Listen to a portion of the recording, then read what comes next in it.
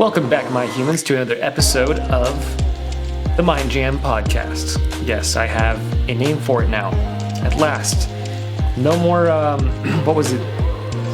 The other name I had. It was really did not roll off the tongue. It was spiritual, scientific, metaphysical, philosophical stuff, and things I find interesting. Or sensitifi for short.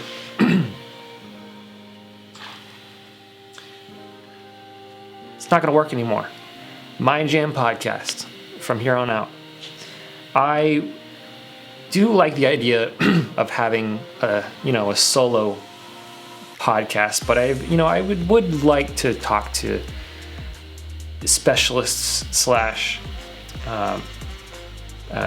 public figures in the future, definitely, or interviews.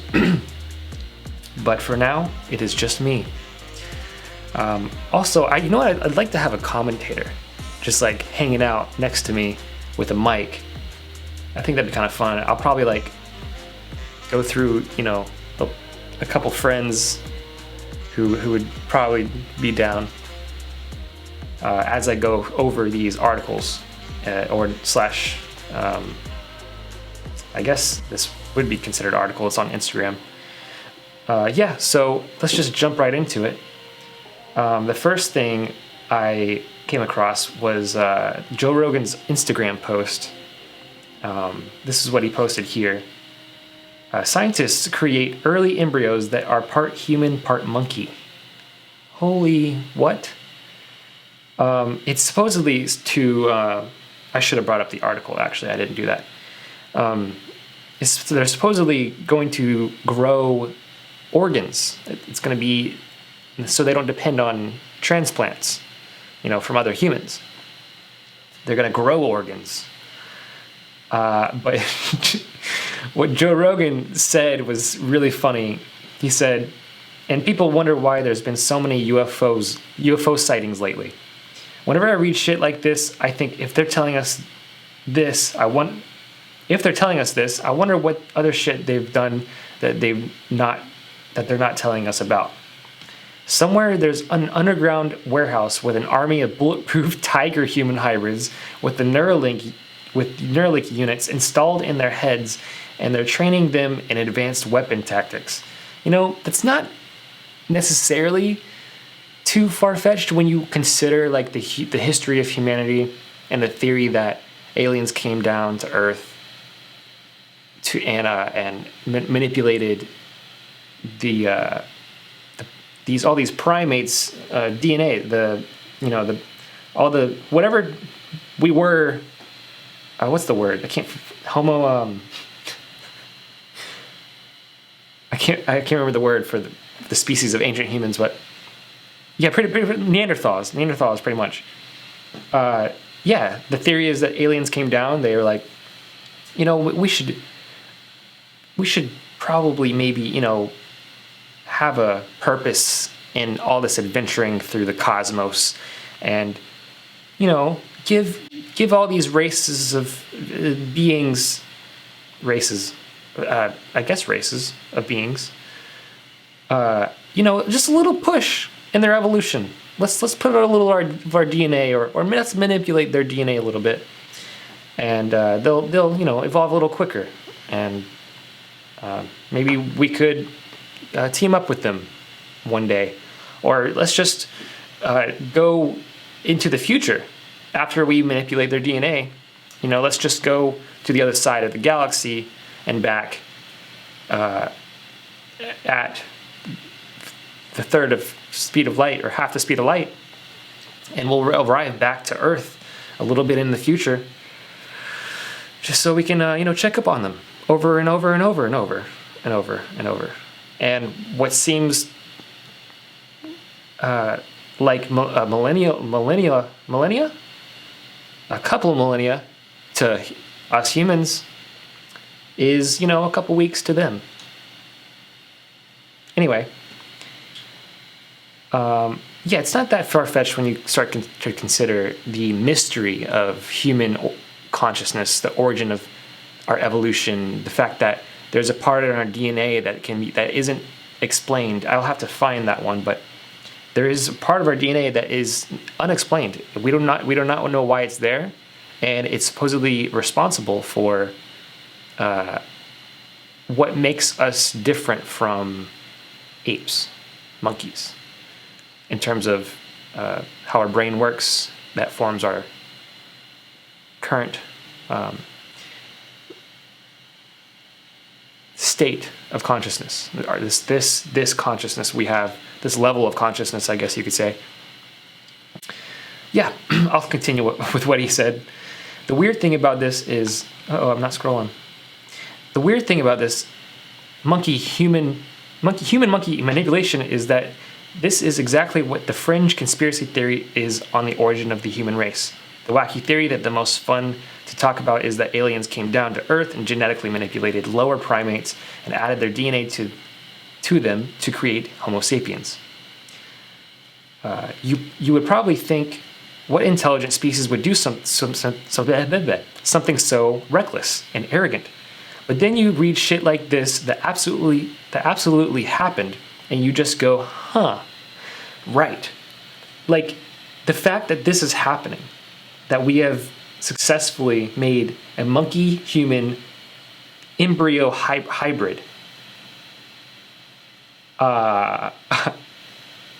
Yeah. And if aliens exist, which I believe that, it's obvious to me that aliens are real. Aliens, there's multiple races of aliens out there. I'm sure they visited. I'm sure they're here. I'm sure they're walking among us, honestly. That's what I believe. But, yeah. I don't know. Yeah, I just thought that was a really cool topic to bring up. Oh, he said, by the way, Alex Jones told me this was happening years ago, and everyone said he was crazy. Y'all know who Alex Jones is. Y'all better know who Alex Jones is. Lex Friedman says, Alex Jones has entered the chat. And then this guy says, gay frogs enter the chat. That's an Alex Jones reference. Y'all got to check out the Alex Jones Joe Rogan podcast. It's just insane. Yeah, dude. And then you think about the Sphinx in Egypt, or basically all the Egyptian gods.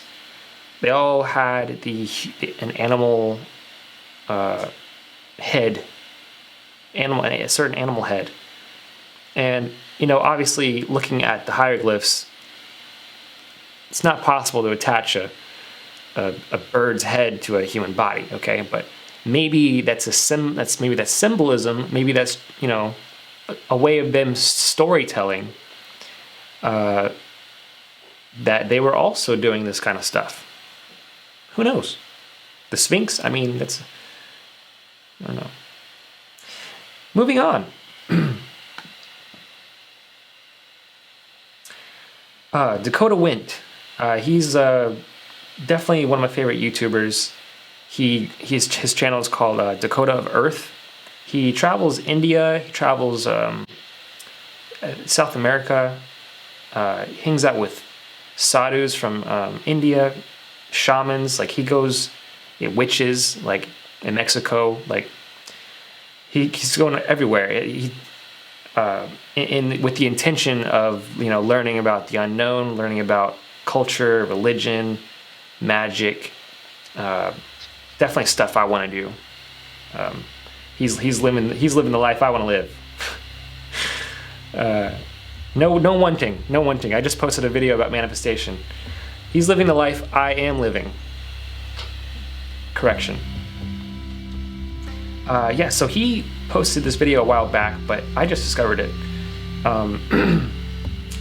Where a Hindu monk takes LSD for the first time. And I thought that was really interesting because he takes it and he doesn't even think about it. He's like, so this is what you guys here, I'll just read the caption. I'll read his he said, a dear friend of mine who is a sadhu living in the jungles of India asked us about LSD. Somehow, randomly, someone also traveling in India happened to be in the same place as us, was like, oh, I have some. So while we were explaining how we have used it for meditation, and while we were hyping it up and how it connects you to God, without listening to us, he just puts it in his mouth, puts his hand up and says, Om Namah Shivaya. And then he walks away to meditate. After he meditated for about an hour, he decided he wanted to go for a ride on his motorcycle, and all of us were like, maybe not, Babaji. Sometimes you cannot control a man on a mission, but you can go with him. After a crazy adventure, we asked him the next day, was the medicine you took good for meditation? He laughed and said, I do not need this for meditation. My whole life is meditation. And man, that spoke to me. That spoke to me so much. Because us Westerners we don't see life as meditation. Or like we don't see it as like, we don't see meditation as the way to live, like a meditative way of living. We just see it as this tool, which it is, but it's also not at the same time. We use it like there's only utility to it. There's only like my guitar. It's only a guitar to be played, okay? But I don't carry it around with me everywhere I go. But for meditation, it's a tool, but also I don't want to say should, but it's, the people that have connections to it from their ancestors, the people that were born into this culture would say that the way that they should live is to live meditatively. So I just want to comment on that. He laughed. He said, I don't need this for meditation. My whole life is meditation. This is for those who do not experience God in all things. And man, that's so true, because here, I'll just keep reading. I'm sorry. We really thought we were we really thought we were gonna blow this guy's mind, and thought we're turning him onto God, and he just laughed at us and then dropped some knowledge.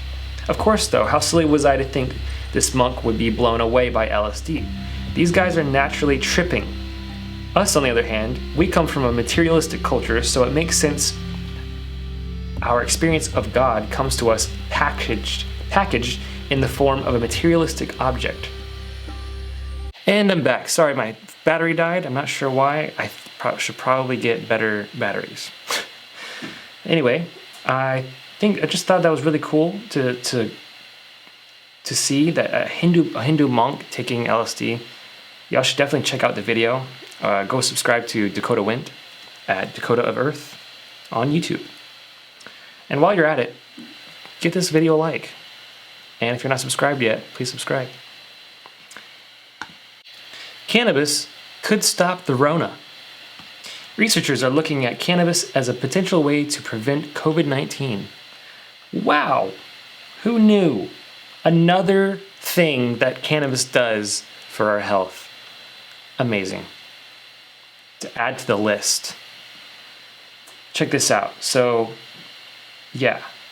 Two Canadian researchers think that a special strain of cannabis might potentially be a valuable tool in the fight against COVID-19. The researchers, Olga and Igor, have reportedly been... sorry, I don't know why that was funny. Have reportedly been developing and testing a novel cannabis strain for years, except with the goal of creating a strain that helps to combat cancer and inflammation. When the pandemic hit, the duo started to focus their efforts on how the strain might be used to help fight COVID-19. I hope my video doesn't get suppressed because I'm saying the C word. I'm just gonna say 19 from now on. I'm sure y'all know what that will mean. The duo's work was published in blah blah blah blah blah. Oh, did I just scroll to the bottom of the article? Hold up. It's not, let me scroll. Okay, it's done glitching. All right. Similar to other respiratory pathogens, SARS-CoV-2 is transmitted through respiratory droplets with potential for aerosol and contact spread. So this goes through, certain words. I'm not sure. They're big words, okay? Pretty much, there's an enzyme called ACE2 that is strengthened when COVID-19 enters the body. And this enzyme is what makes things worse. I think that's what it means. And this specific strain of cannabis modulates this ACE2 enzyme. It says, modulation of ACE2 levels in these gateway tissues may prove a plausible strategy for decreasing disease susceptibility. In simple terms, it can prevent the propagation of the virus within the body. After looking at the research done on cannabis and the 19 by other scientists, they were able to determine that cannabis, a special strain in particular, could potentially block the 19 from entering a person's body to begin with. What? I'll say that again. Could potentially block 19 from entering a person's body to begin with. I mean,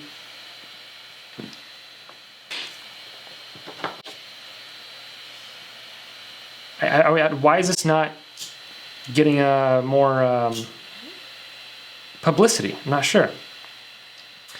It says, it all comes down to our body's ACE2 receptors, which works sort of like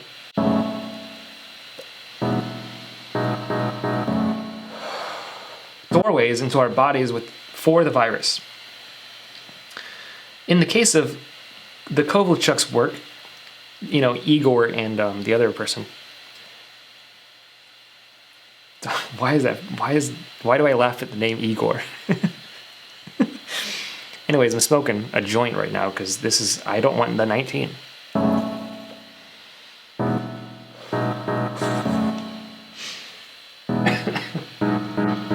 Pretty sure this isn't the specific strain that they're talking about, though. Cannabis would be used to decrease the level of ACE2 gene expression, essentially closing the doors of the virus. Okay, right here. Cannabis sativa, especially one high in the anti-inflammatory cannabinoid cannabidiol, CBD, has been proposed to modulate gene expression and inflammation and harbor anti-cancer and anti-inflammatory properties. So what I just smoked is a indica strain, otherwise known as indicouch.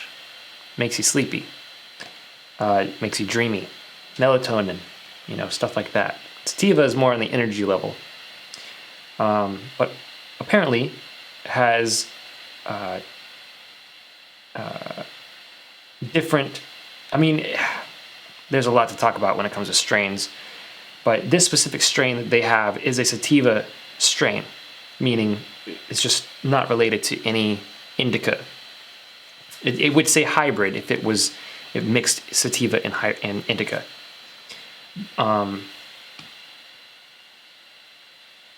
Down here it says that right here, while our most effective extracts require further large-scale validation, our study is crucial for the future analysis of the effects of medical cannabis on the 19. So they have an extract that, it's funny that they would use the word extract. It's not an it is an extract. It's the word used in the cannabis community is tincture or oil. I've never heard them say extract, honestly. You can get a sativa extract, a sativa oil or tincture, whatever you want to call it, at a dispensary. Gotta go to a good dispensary though, with good reviews. That matters. What do they say about CBDC sativa lines pending further investigation may become a useful and safe addition to the treatment of the 19 as an adjunct therapy. Well, that it's we can get this. I don't know. I feel like the article is just acting. It's like implying that this isn't available or something. I don't know. That's what I got. It's available. Sativa tinctures at dispensaries, medical marijuana dispensaries are available, but they didn't mention the specific name for this sativa strain. I wish they did. I guess that's why they. That's what they're hiding. Yeah. Anyway, I haven't gotten 19 yet, and I smoke cannabis. I smoke hybrids sometimes. I don't smoke 100% sativa strains though. Those give me a little anxiety. It's just too much energy for my body to handle. Yeah.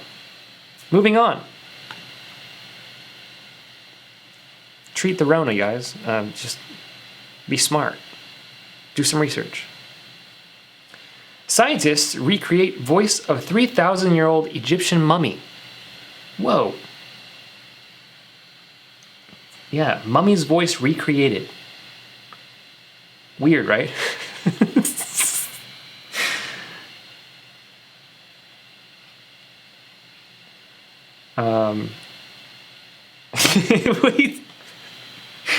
Wait till you hear this voice. It is so perplexing, intriguing.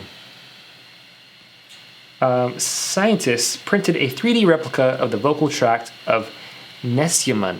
I hope I'm pronouncing that right. An Egyptian priest whose mummified corpse has been on display in the UK for 2 centuries. With the help of 2 centuries? Wow, that's impressive. With the help of an electronic device, the reproduced voice is able to speak a vowel noise. The team behind the Voices of the Past project suggesting producing ancient voices could make museum experiences more dynamic. Cool. That is so cool. I would love to go to a museum where I can look at, one of my favorite idols or, famous figures of the past and hear their voice. Obviously the ones that have passed over to the other side.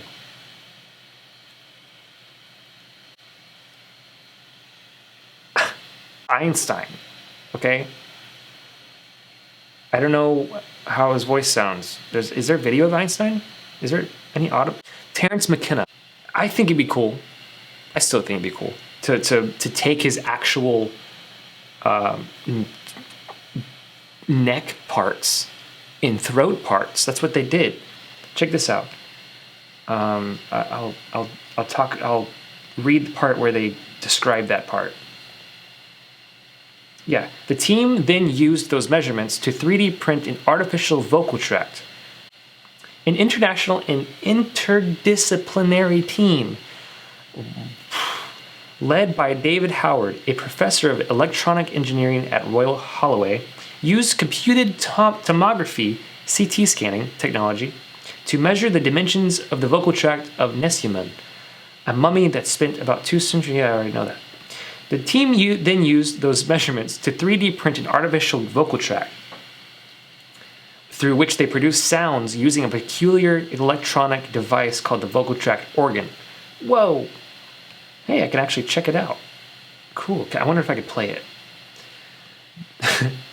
Ooh, ooh. The vocal tract organ, first in its own right, provided inspiration for doing this. That is cool. All right, so I want to show you all the sound of this voice. Am I connected? Battery 30%. Connected to Jacob's MacBook Pro. All right, here we go. The ancient mummy voice heard. This is it.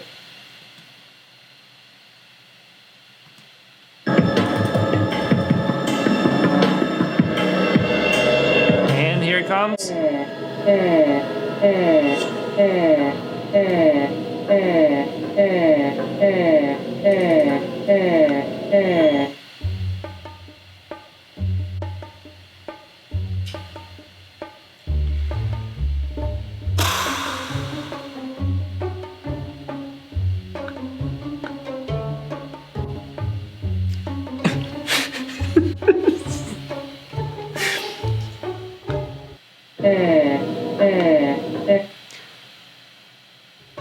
come on, man.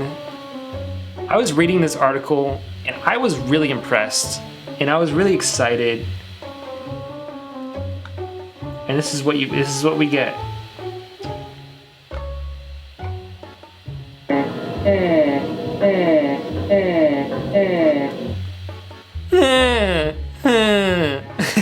What?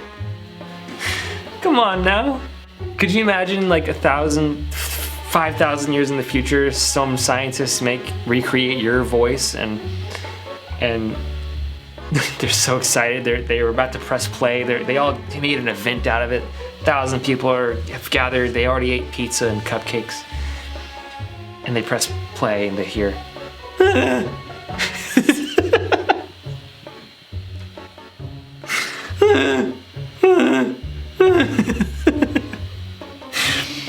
Oh, that's funny. Okay, I'm sorry, y'all. I'm sorry, live science, and I'm sorry, scientists that made this possible. You know, like, it'd be funny if I was it's like I come up to this priest and say, hey priest.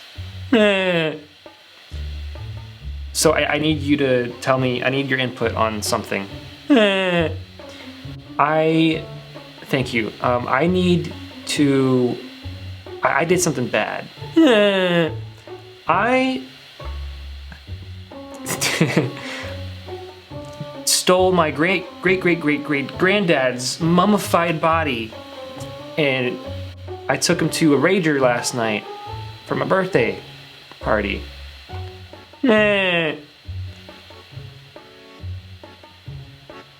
So, do you think I'll be punished?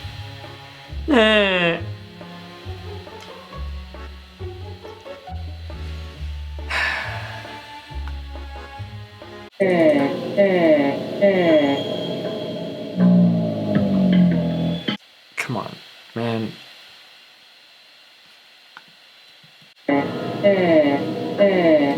Come on, man! No!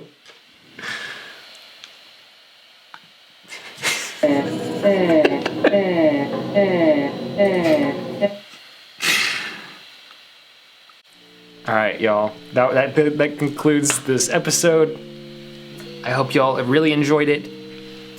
Please give this video a like if you like me. Please like me. Subscribe to my channel. Share it with a friend. Just do it. Just do it. It'll help me out. Okay? Jeez. Yeah, this concludes the MindJam Podcast. I'm Jake Anthony. I didn't even tell y'all my name. It's a shame.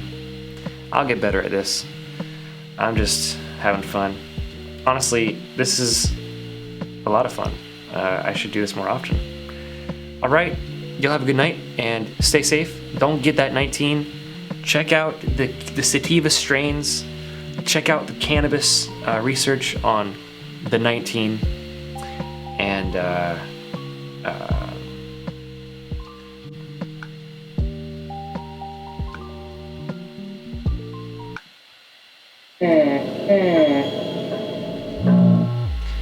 have a good night.